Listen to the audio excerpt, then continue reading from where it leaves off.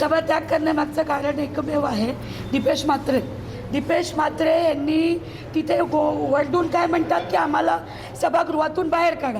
हे होतात कोण, कुठल्या पदावर आहे दीपेश म्हात्रे हे सांगणारे की आम्हाला बाहेर काढा का म्हणून? कारण की आम्ही खरं बोलतोय की दीपेश म्हात्रे तटस्थ समितीत आम्हाला बोलू देत नाही.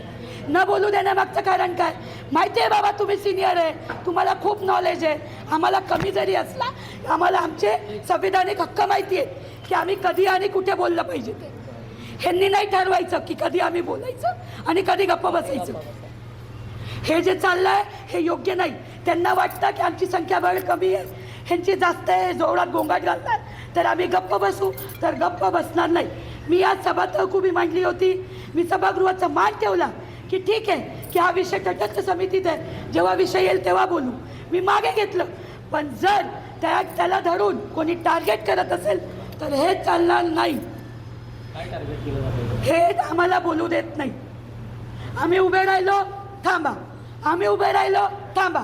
हिला बोलू देत, हिला का नाही बोलू देत? हर नियमावली एक नगरसेवक शिवसेनेची उभी राहते म्हणे ही का बोलते, का नाही बोलणारी?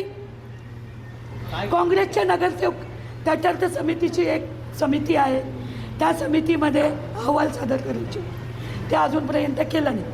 आज महासभेत ते सांगतात की मी आत्ता अहवाल सादर करतो. मग दिशाभूल का करताय महासभेची? मग आमच्याकडनं सह्या का घेता की महिनाभराचा वेळ लागेल आम्हाला अहवाल सादर करायला? जर तुमच्याकडे अहवाल रेडी येतं, हे खोटे नाटे, ढोंगीपणा, काहीतरी आर्थिक संगनमत करणे हे आम्हाला जमत नाही. ह्यांची कामं आहेत.